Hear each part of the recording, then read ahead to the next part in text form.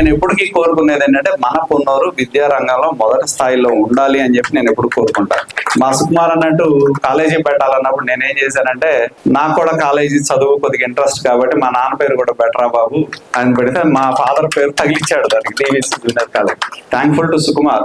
ఎందుకంటే మాలాంటి రాజకీయ నాయకుల పేర్లు పెడితే మీద పడతా ఉంటారు, ఏమైనా పర్లేదని పెట్టాడు. కాదే ఈ కాలేజీ ఇంకా ఎదగాలని కోరుకునే వాళ్ళు మొదటి వాడిని నేను.